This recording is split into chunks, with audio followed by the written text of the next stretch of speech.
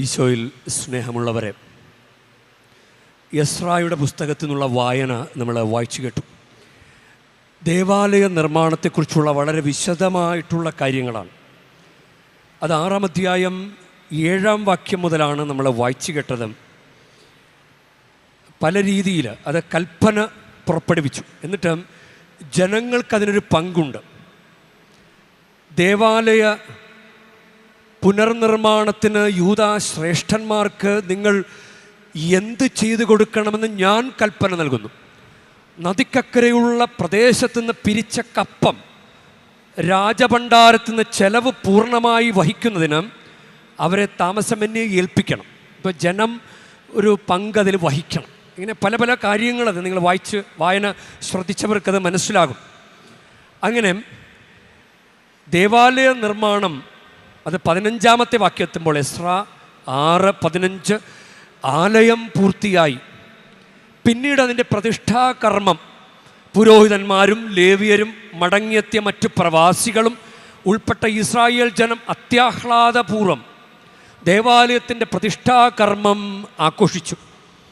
ഇനി ദേവാലയ പ്രതിഷ്ഠയ്ക്ക് അവർ 100 കാളകളെയും 200 മുട്ടാടുകളെയും 400 ചെമ്മരിയാടുകളെയും ബലിയർപ്പിച്ചു. അങ്ങനെ അപ്പോൾ തിരിച്ചെത്തിയ പ്രവാസികൾ അവർ പെസഹ ആചരിച്ചു. പെസഹ ആചരണത്തിന് വേണ്ടി പെസഹ കുഞ്ഞാടിനെ കൊന്നു. ഇതാണ് ബലിയർപ്പണത്തിൻ്റെ. ദേവാലയം പണിതു, പ്രതിഷ്ഠ നടത്തി, അവിടെ ബലിയർപ്പിച്ചു. അതിൻ്റെ വിധിപ്രകാരം എല്ലാം ചെയ്തു. ഇത് സംഭവിക്കണം. അതാണ് നമ്മൾ ഇന്ന് വിശുദ്ധ പാദ്രപ്പിയോയുടെ കാര്യം ചിന്തിക്കുമ്പോൾ, ഇന്നത്തെ സുവിശേഷവും ചിന്തിക്കുമ്പോൾ നമുക്ക് നമ്മുടെ ദേവാലയം, ശരീരമാകുന്ന ദേവാലയം നമ്മളെ ദൈവം തിരഞ്ഞെടുത്തതാണ്. മാമോദീസയിലൂടെ, കുംഭസാരത്തിലൂടെ, കുർബാന സ്വീകരണത്തിലൂടെ, സ്ഥൈര്യലേപനത്തിലൂടെ, വിശുദ്ധ വിവാഹത്തിലൂടെ ഒക്കെ നമ്മൾ ഈ ദേവാലയത്തിൻ്റെ പ്രതിഷ്ഠ നവീകരിച്ച് അങ്ങനെ മുന്നോട്ട് പോയിക്കൊണ്ടിരിക്കുക. എപ്പോഴെങ്കിലും ഈ ബലിയർപ്പണമൊക്കെ നിന്ന് പോയോ എന്ന് നമ്മൾ ചിന്തിക്കണം. എൻ്റെ ദേവാലയം, എൻ്റെ ശരീരമാകുന്ന ദേവാലയത്തിൽ ദൈവത്തിന് കൊടുക്കേണ്ട ആരാധന, ദൈവത്തിന് അർപ്പിക്കേണ്ട പ്രാർത്ഥന, ഇതൊക്കെ നമ്മൾ ചെയ്യുന്നുണ്ടോ? നമ്മുടെ ദേവാലയം ഇങ്ങനെ ശൂന്യമായി കിടക്കുകയാണോ? ഇന്നത്തെ എസ്രായുടെ പുസ്തകം 6-ാം അധ്യായം 14-ാം വാക്യത്തിൽ പ്രവാചകന്മാരായ ഹഗ്ഗായി, ഇദ്ദോയുടെ മകൻ സക്കറിയ എന്നിവർ ആഹ്വാനം ചെയ്തതനുസരിച്ച്, അപ്പോൾ പ്രവാചകന്മാരോട് പറഞ്ഞിട്ടുണ്ട്. ഈ പ്രവാചകന്മാരുടെ പുസ്തകം ഹഗ്ഗായി പ്രവാചകന പുസ്തകവും സക്കറിയ പ്രവാചകന പുസ്തകം പഴയ നിയമത്തിൽ അവസാനം എത്തുമ്പോഴുള്ള പുസ്തകങ്ങളാണ്. അതിൻ്റെ ആമുഖം നമ്മൾ ബൈബിൾ വായിക്കുമ്പോഴും ആമുഖത്തിൽ ഇതേക്കുറിച്ചുള്ള സൂചനകളുണ്ട്. ജെറൂസലേമിൽ കർത്താവിന് ഒരു ആലയം നിർമ്മിക്കാനുള്ള ആഹ്വാനമായി സൈറസ് പുറപ്പെടുവിച്ച കൽപ്പന ഏറെ നാൾ നിറവേറ്റപ്പെടാതെ കിടന്നു. ദാരിയൂസ് ഭരണമേറ്റതോടെ ഉണ്ടായ സംഭവവികാസങ്ങൾക്ക് ജനത്തിൻ്റെ പ്രതീക്ഷയുണർത്തി. അങ്ങനെ ഈ സന്ദർഭത്തിലാണ് തകർന്നു കിടക്കുന്ന ദേവാലയം പുനരുദ്ധരിക്കുക എന്ന സന്ദേശമായി ഹഗ്ഗായി പ്രവാചകൻ കടന്നു വരുന്നത്. അപ്പം അതുപോലെ തന്നെയാണ് തൊട്ടടുത്ത പുസ്തകമാണ് ഹഗ്ഗായി പ്രവാചകൻ പുസ്തകം കഴിഞ്ഞാൽ സക്കറിയ പ്രവാചകൻ പുസ്തകമാണ്. ഹഗ്ഗായി പ്രസംഗം ആരംഭിച്ച 2 മാസങ്ങൾക്കകം സക്കറിയായ്ക്ക് കർത്താവിൻ്റെ അരുളപ്പാടുണ്ടായി. ഒരു പുരോഹിതൻ കൂടിയായിരുന്ന സക്കറിയ ഹഗ്ഗായിയെപ്പോലെ ദേവാലയ നിർമ്മാണത്തിന് ജനങ്ങളെ പ്രേരിപ്പിക്കുകയും അവർക്ക് ആവേശം പകരുകയും ചെയ്തു. ദേവാലയം നിർമ്മിക്കണം. നമ്മൾ സിമ്പിളായിട്ട് പറഞ്ഞു കഴിഞ്ഞാൽ, മക്കളെ പള്ളിയിൽ പോയി കുമ്പസാരിച്ച് കുർബാന സ്വീകരിക്കും മക്കളെ, കുടുംബത്തിൽ പ്രാർത്ഥന ചൊല്ലും മക്കളെ എന്ന് പറയുന്നത് പോലെ ദേവാലയം പണിയും എന്ന് ഹഗ്ഗായി പ്രവാചന പുസ്തകത്തിൽ അത് 1-ാമത്തെ അധ്യായത്തിൽ തന്നെ 4-ാമത്തെ വാക്യം മുതൽ ഈ ആലയം തകർന്നു കിടക്കുന്ന ഈ സമയം നിങ്ങൾക്ക് മച്ചിട്ട ഭവനങ്ങളിൽ വസിക്കാനുള്ളതാണോ? നമ്മുടെ ആലയം, ശരീരമാകുന്ന ആലയം, ഒരു പ്രാർത്ഥനയുമില്ലാതെ, കുമ്പസാരമില്ലാതെ, കുർബാന സ്വീകരണമൊന്നും ഇല്ലാതെ ഇങ്ങനെ കിടക്കുമ്പോൾ നിങ്ങൾ ലോകത്തിൻ്റെ അരൂപിയിൽ ഇങ്ങനെ ജീവിക്കുകയാണോ എന്ന് ചോദിക്കുന്നത് പോലെയാണ്. ഇല്ല, ഫ്രാൻസിസ് സേവർ പുണ്യപാടനോട് വിശുദ്ധ ഇഗ്നേഷ്യസ് ലയോള ആവർത്തിച്ച് പറഞ്ഞതുപോലെ മത്തായി 16:26 ലോകം മുഴുവൻ നേടിയാലും ആത്മാവ് നശിച്ചു പോയാൽ എന്ത് പ്രയോജനം? നിന്റെ ആത്മാവിന് പകരമായി എന്ത് കൊടുക്കും എന്ന് പറയുന്നത് പോലെയാണ് ഈ പ്രവാചകന്മാർ ആലയം പണിയ. അത് ഇങ്ങനൊരു ബിൽഡിംഗ് പണിയുന്നതിനെക്കുറിച്ച് മാത്രമല്ല, നമ്മുടെ ശരീരമാകുന്ന ആലയം അതിങ്ങനെ പണിതുകൊണ്ടിരിക്കണം. അത് പണിതുകൊണ്ടിരിക്കണം. അതിനെക്കുറിച്ചാണ്. അപ്പോൾ തുടർന്ന് പറയുന്നത്, അതുകൊണ്ട് സൈന്യങ്ങളുടെ കർത്താവ് അരുളി ചെയ്യുന്നു, നിങ്ങളുടെ സ്ഥിതിയെപ്പറ്റി ചിന്തിക്കുവിൻ. നിങ്ങൾ ഏറെ വിതച്ചു, കുറച്ച് മാത്രം കൊയ്തു. നിങ്ങൾ ഭക്ഷിക്കുന്നു, ഒരിക്കലും തൃപ്തരാകുന്നില്ല. നിങ്ങൾ പാനം ചെയ്യുന്നു, തൃപ്തി വരുന്നില്ല. നിങ്ങൾ വസ്ത്രം ധരിക്കുന്നു, ആർക്കും കുളിര് മാറുന്നില്ല. കൂലി ലഭിക്കുന്നവന് അത് ലഭിക്കുന്നത് ഓട്ടസഞ്ചിയിലിടാൻ മാത്രം. സൈന്യങ്ങളുടെ കർത്താവ് അരുളി ചെയ്യുന്നു, നിങ്ങളുടെ ഈ സ്ഥിതിയെപ്പറ്റി ചിന്തിക്കുവിൻ. നിങ്ങൾ മലയിൽ ചെന്ന് തടി കൊണ്ടുവന്ന് ആലയം പണിയുവിൻ. ഞാനതിൽ സംപ്രീതനാകും, മഹത്വത്തോടെ ഞാനതിൽ പ്രത്യക്ഷനാകും. ഇത് തടി കൊണ്ടുവന്ന് പണിയുക എന്ന് പറയുമ്പോൾ നമുക്ക് കൃത്യമായിട്ട് വസ്തുക്കൾ കൊണ്ടുവന്ന് പണിയുക എന്ന അർത്ഥത്തിൽ ചിന്തിക്കാം. അല്ലെങ്കിൽ നമ്മുടെ ശരീരമാകുന്ന ദേവാലയം പണിയാൻ വേണ്ടി നമ്മൾ എടുക്കേണ്ട ആയാസത്തെക്കുറിച്ചാണ്. സഹോദരങ്ങൾ വന്നിട്ട് ഓരോ കാര്യങ്ങൾ പറയാറുണ്ട്. അച്ഛാ, വീട് പണി നടത്തണം, കല്യാണം നടത്തണം, കുഞ്ഞുണ്ടാകണം, ഇങ്ങനെ ഓരോ കാര്യങ്ങൾ പറയുകയാണ്. പക്ഷേ നമ്മളിങ്ങനെ ഓരോ കാര്യങ്ങൾ ഇങ്ങനെ ചെയ്തുകൊണ്ട് അടയ്ക്കുക. പക്ഷേ നമ്മുടെ ശരീരത്തെക്കുറിച്ച്, കർത്താവിൻ്റെ ശരീരമാകുന്ന കർത്താവിൻ്റെ ആലയത്തിൽ, നമ്മുടെ ശരീരമാകുന്ന കർത്താവിൻ്റെ ആലയത്തിൽ കർത്താവിനെ പ്രതിഷ്ഠിക്കാനും, കർത്താവിനെ പ്രതിഷ്ഠിച്ച് വെച്ചത് മാമോദീസയിലൂടെ കുമ്പസാരത്തിലൂടെ ഒക്കെ പ്രതിഷ്ഠിച്ച് വെച്ചത്, അത് ആ പ്രതിഷ്ഠ നവീകരിച്ച് പിന്നെയും ആ സാന്നിധ്യം വർദ്ധിപ്പിക്കാനും നമ്മൾ ശ്രമിക്കുന്നില്ല. ഇന്നലെ ഒന്ന് രണ്ട് പേരെ പ്രാർത്ഥിക്കാൻ വന്നതും അവർക്ക് ചില കാര്യങ്ങൾ അവർക്ക് ഉപേക്ഷിക്കാൻ പറ്റുന്നില്ല. പക്ഷെ അവർക്ക് കുറേ പ്രാർത്ഥനാ നിയോഗങ്ങളുണ്ട്, ഒത്തിരി പ്രാർത്ഥനാ നിയോഗങ്ങളുണ്ട്. പക്ഷെ ചില കാര്യങ്ങൾ അവർക്ക് ഉപേക്ഷിക്കാൻ പറ്റുന്നില്ല. കക്ഷത്തിരിക്കുന്ന എന്തെങ്കിലും ഒന്ന് വിട്ടുകളയാതെ നമുക്ക് കൈ ഉയർത്താൻ പറ്റുമോ? കൈ ഉയർത്തുക എന്ന് പറഞ്ഞു കഴിഞ്ഞാൽ പ്രാർത്ഥിക്കുക എന്നാണ് അർത്ഥം. അപ്പോൾ പല കാര്യങ്ങളും നമുക്ക് വിട്ടുകളയാൻ പറ്റുന്നില്ല. നമ്മുടെ കാര്യങ്ങളൊക്കെ നമ്മളിങ്ങനെ വെച്ചിരിക്കുക. അതാണ് വചനം പറയുന്നത്, നിങ്ങൾ ഏറെ വിതച്ചു. കുറേ ചെയ്യുന്നുണ്ട്, കുറേ അന്വേഷിച്ച് നടക്കുന്നുണ്ട്, പക്ഷെ ഒന്നും ശരിയാകുന്നില്ല. നിങ്ങൾ ഏറെ വിതച്ചു, കുറച്ച് മാത്രം കൊയ്തു. നിങ്ങൾ ഭക്ഷിക്കുന്നു, ഒരിക്കലും തൃപ്തരാകുന്നില്ല. നിങ്ങൾ പാനം ചെയ്യുന്നു, തൃപ്തി വരുന്നില്ല. നിങ്ങൾ വസ്ത്രം ധരിക്കുന്നു, ആർക്കും കുളിര് മാറുന്നില്ല. കൂലി ലഭിക്കുന്നവന് അത് ലഭിക്കുന്നത് ഓട്ടസഞ്ചിയിലിടാൻ മാത്രം. പൈസ വരുന്നു, പക്ഷേ എങ്ങനെ പോകുന്നെന്ന് അറിയുന്നില്ല. അതുപോലെയാണ് പലരുടെ അവസ്ഥ. പക്ഷേ നമ്മുടെ ദൈവത്തിന് കൊടുക്കേണ്ട ആരാധന അത് നമ്മൾ കൊടുക്കണം. കൊരിന്ത്യർക്കാർക്ക് എഴുതിയ ലേഖനം, 1-ാമത്തെ ലേഖനം 3-ാമത്തെ അധ്യായം 17-ാമത്തെ വാക്യത്തിൽ, ദൈവത്തിൻ്റെ ആലയം നശിപ്പിക്കുന്നവന് ദൈവവും നശിപ്പിക്കും. ഒരു മദ്യപാനി ശരീരമാകുന്ന ദേവാലയത്തിൽ മദ്യപാനം പാടുണ്ടോ? ശരീരത്തിൽ മദ്യപാനം ദൈവത്തിന് ഇഷ്ടപ്പെടാത്തൊരു കാര്യം ചെയ്തിട്ട് ദൈവത്തോട് അനുഗ്രഹം ചോദിക്കാൻ എങ്ങനെ തോന്നി? നമുക്കൊന്നും വിട്ടുകൊടുക്കാൻ പറ്റുകയില്ല. ഇങ്ങോട്ടെല്ലാം വേണം. അതെങ്ങനെ ശരിയാകും? അതാണ് തകർന്നു കിടക്കുന്ന ദേവാലയം പണിയുവിൻ. നിങ്ങൾ മലയിൽ പോയി തടി കൊണ്ടുവന്ന് ദേവാലയം പണിയുവിൻ. മലയിൽ പോവുക, തടി കൊണ്ടുവരിക എന്നൊക്കെ പറഞ്ഞ് സിംബോളിക്കായിട്ടൊന്ന് മനസ്സിലാക്കി നോക്കിക്കേ. ഞാൻ എൻ്റെ ശരീരത്തിൽ ദൈവത്തെ ആരാധിക്കേണ്ടതിൻ്റെ ആവശ്യകത അത് വളരെ പ്രധാനപ്പെട്ടതാണ്. നമുക്കൊന്നും കൊടുക്കാൻ പറ്റുകയില്ല. ഇപ്പോൾ ക്രിസ്മസ് വരാൻ പോവുകയാണ്. 3 മാസത്തിനുള്ളിൽ ക്രിസ്മസാണ്. 3 മാസത്തിനുള്ളിൽ ക്രിസ്മസ്. ഈ ക്രിസ്മസിന് നിങ്ങൾക്കൊരു അനുഗ്രഹം ചോദിക്കാൻ ധൈര്യമുണ്ടോ? കർത്താവേ, അങ്ങയുടെ ബർത്ത്ഡേ അല്ലേ, എനിക്കൊരു ഗിഫ്റ്റ് താ. അങ്ങനെ ചോദിക്കുമ്പോൾ കർത്താവിനോട് നല്ല ചങ്കായിട്ട് നിൽക്കണ്ടേ? കർത്താവിനോട് നന്നായിട്ട് ചേർന്ന് നിൽക്കണ്ടേ? ചേർന്ന് നിൽക്കാതെ എങ്ങനെ അനുഗ്രഹം ചോദിക്കാൻ പറ്റും? ഇനി കുറച്ചുകൂടി അങ്ങോട്ട് പോയാൽ 6 മാസത്തിനുള്ളിൽ ഏപ്രിൽ 5-ന് അടുത്ത വർഷം ഈസ്റ്ററാ. കല്ലറ പിളർന്ന് പുറത്തു വരുന്ന ഉദ്ധിതനായ ഈശോയ്ക്ക് നമ്മുടെ ജീവിതത്തിൽ അസാധ്യമായ ഒരു കാര്യം ചെയ്യാൻ പറ്റും. നമ്മൾ പക്ഷെ നമ്മുടെ ക്രിസ്മസും ഈസ്റ്ററൊക്കെ ബാഹ്യമായ ആചാരങ്ങളിൽ ലോകാരൂപിയിൽ ആണ് ആഘോഷിക്കുന്നത്. പക്ഷെ ദൈവം ചെയ്ത, മനുഷ്യനായി പിറന്ന ദൈവം, അത് ലോകത്തിൻ്റെ കാര്യമല്ല, ലോകത്തിൻ്റെ അരൂപിയിലുമല്ല ഈശോ ജനിച്ചത്, പരിശുദ്ധാത്മാവിലാണ്. ഇനി കല്ലറ പിളർന്ന് പുറത്തു വരാൻ ലോകത്തിന് സാധിക്കും? അങ്ങനെ അത് ദൈവത്തിൻ്റെ ശക്തിയാണ്.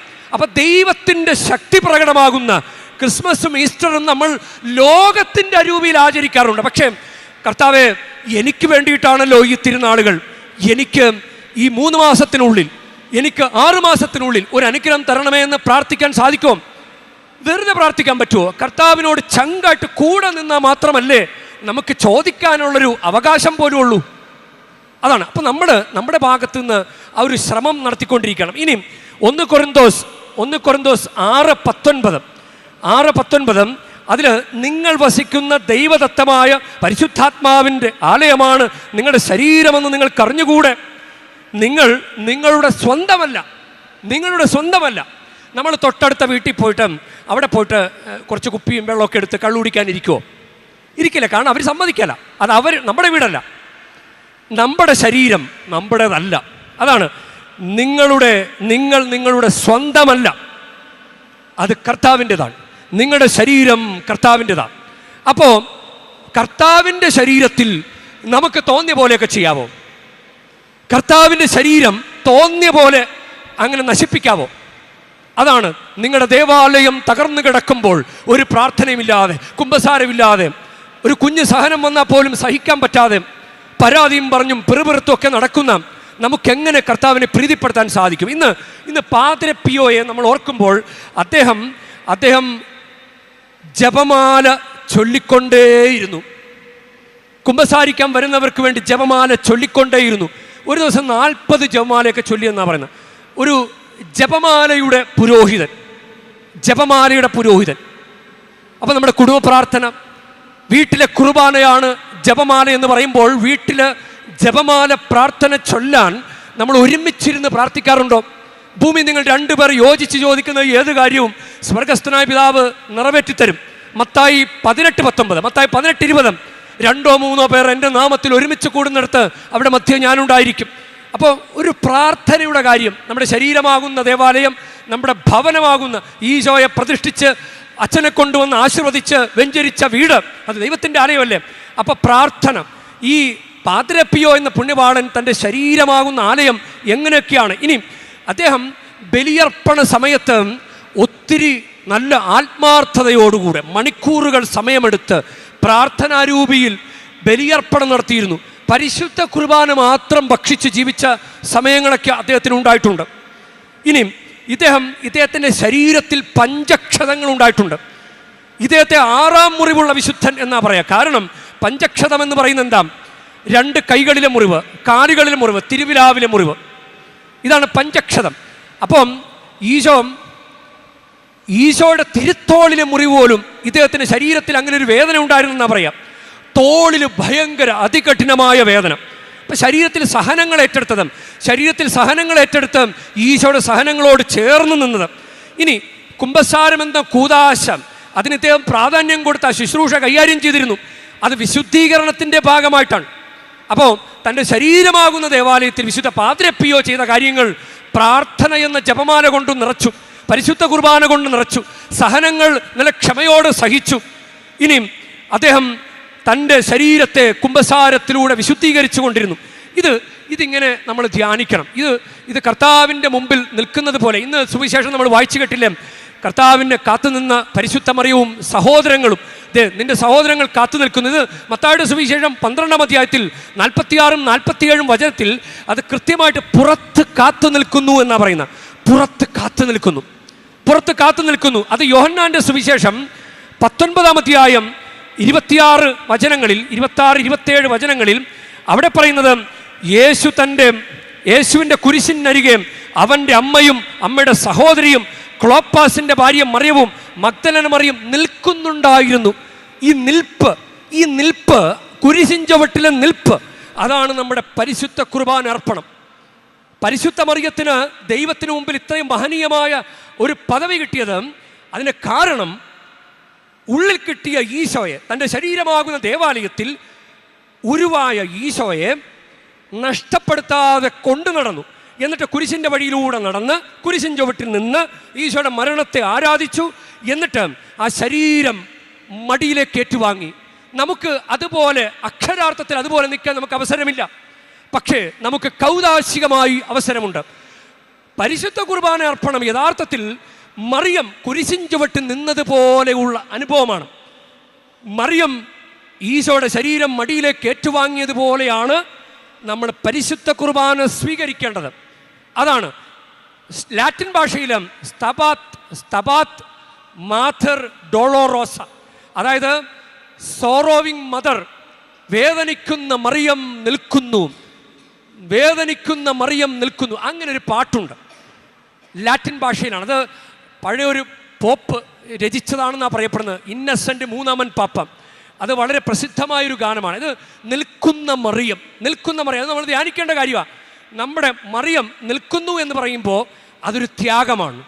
നമ്മുടെ ആത്മീയ ജീവിതം, നമ്മുടെ ദേവാലയമാകുന്ന പരിശുദ്ധാത്മാവിൻ്റെ ആലയമാകുന്ന ശരീരം, അതിൽ ദൈവത്തെ ആരാധിക്കുക എന്ന് പറഞ്ഞു കഴിഞ്ഞാൽ മറിയം കുരിശിൻ്റെ ചുവട്ടിൽ നിന്നതുപോലെയുള്ള അനുഭവമാണ്. അതുകൊണ്ട് നമുക്ക് പ്രത്യേകം പ്രാർത്ഥിക്കാം. നമുക്ക് ഈ മറിയത്തിൻ്റെ ഈ ദേവാലയത്തിൽ, ഈ തീർത്ഥാടന കേന്ദ്രത്തിൽ നമുക്ക് മറിയത്തോടുള്ള ഇഷ്ടം കൊണ്ട് നമ്മളിവിടെ തീർത്ഥാടനം നടത്തുമ്പോൾ മറിയത്തെ ദൈവം സ്വർഗത്തിൽ ബഹുമാനിച്ചത് ഈശോയുടെ കുരിശ് മരണത്തെ ആരാധിച്ചത് കൊണ്ടാണ്. നമുക്ക് ഈശോയുടെ കുരിശ് മരണത്തെ ആരാധിക്കാൻ നമുക്ക് ലഭിച്ചിരിക്കുന്ന അവസരമാണ് നമ്മുടെ കുർബാന അർപ്പണം, കുംഭസാരം, കുർബാന സ്വീകരണം. ഇത് മൂന്നും ചെയ്താൽ മറിയം ചെയ്ത അതേ ഫലം നമുക്ക് കിട്ടും. അക്ഷരാർത്ഥത്തിലല്ല, അത് കൗതാശികമായിട്ട്. കാരണം അതേ ദൈവത്തിൻ്റെ സാന്നിധ്യം പരിശുദ്ധ കുർബാനയിൽ, ഈശോയുടെ സജീവ സാന്നിധ്യം പരിശുദ്ധ കുർബാനയിലുണ്ട്. അപ്പോൾ നമ്മളൊന്ന് ഓർത്ത് ചിന്തിച്ചേ, എൻ്റെ ശരീരത്തിൽ ഞാൻ ദൈവത്തിന് ഇത്ര പ്രാധാന്യം കൊടുത്തിട്ടുണ്ടോ? എൻ്റെ ദേവാലയം തകർന്നു കിടക്കുകയല്ലേ, ഞാൻ ലോകത്തിൻ്റെ എല്ലാ കാര്യങ്ങളും നേടി, പക്ഷേ എൻ്റെ ദേവാലയത്തിൽ, എൻ്റെ ശരീരമാകുന്ന ദേവാലയത്തിൽ ദൈവത്തെ ആരാധിക്കുന്നുണ്ടോ? ദേവാലയത്തിൽ ദൈവത്തെ ആരാധിക്കാതെ എങ്ങനെ ദൈവത്തിൻ്റെ പ്രീതി കിട്ടും? ദേവാലയത്തിൽ ദൈവത്തെ ആരാധിച്ച്, ശരീരമാകുന്ന ദേവാലയത്തിൽ ദൈവത്തെ ആരാധിച്ച് നീ നിൻ്റെ ഈസ്റ്റർ സമ്മാനവും ക്രിസ്മസ് സമ്മാനവും നീ ചോദിച്ച് നോക്ക്, നിനക്ക് കിട്ടിയിരിക്കും. 3 മാസത്തിനുള്ളിൽ, ചില ലോങ് ടേം വിഷയങ്ങളാണെങ്കിൽ 3 മാസത്തിനുള്ളിൽ, 6 മാസത്തിനുള്ളിൽ നിനക്കൊരു അനുഗ്രഹം വന്നിരിക്കും. നീ പ്രാർത്ഥിച്ചു നോക്കും. നമ്മുടെ ഭാഗത്തുനിന്ന് ഈ ദേവാലയം പുനരുദ്ധരിച്ചു കൊണ്ടിരിക്കട്ടെ. ഈ ദേവാലയ പ്രതിഷ്ഠ വീണ്ടും വീണ്ടും കുംഭസാരത്തിലൂടെയും കുർബാന സ്വീകരണത്തിലൂടെയും നവീകരിക്കപ്പെട്ടുകൊണ്ടിരിക്കട്ടെ. ആത്മാവിൽ ഒരു പള്ളിയുണ്ട്, അതിലൊരു സക്രാരിയുണ്ട്, അവിടെ കെഴുന്നള്ളാൻ, അതിൽ കുടികൊള്ളാൻ ആത്മനാഥനീശോവരണേ.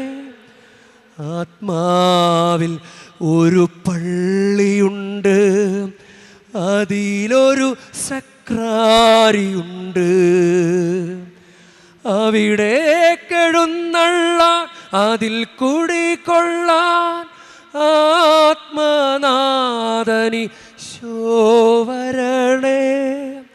പരിശുദ്ധമ്മേ, അമ്മയുടെ ശരീരമാകുന്ന ദേവാലയത്തിൽ കിട്ടിയ ഈശോയെ നഷ്ടപ്പെടുത്താതെ പൊന്നുപോലെ കൊണ്ടു നടന്ന് കുരിശിൻ ചുവട് വരെ എത്തി, കുരിശിൻ ചുവട്ടിൽ നിന്ന് ഈശോയുടെ മരണത്തെ ആരാധിച്ച് ആ ശരീരം മടിയിലേക്ക് പൊന്നുപോലെ ഏറ്റുവാങ്ങിയ പോലെ എൻ്റെ ശരീരമാകുന്ന ദേവാലയത്തിൽ എനിക്ക് മാമോദീസയിലൂടെ, കുംഭസാരത്തിലൂടെ, കുർബാന സ്വീകരണത്തിലൂടെ, സ്ഥൈര്യലേപനത്തിലൂടെ, വിശുദ്ധ വിവാഹത്തിലൂടെ ഒക്കെ കിട്ടിയിരിക്കുന്ന ദൈവിക സാന്നിധ്യത്തെ നഷ്ടപ്പെടുത്താതെ കൊണ്ടു നടന്ന് ഈശോയുടെ കുരിശുമരണത്തെ കുർബാന അർപ്പണത്തിലൂടെയും കുംഭസാരത്തിലൂടെയും കുർബാന സ്വീകരണത്തിലൂടെയും ആരാധിച്ച പൊന്നുപോലെ കാത്തു സൂക്ഷിക്കുവാൻ പരിശുദ്ധമ്മേ ഞങ്ങൾക്ക് വേണ്ടി പ്രാർത്ഥിക്കണമേ. ആമേൻ.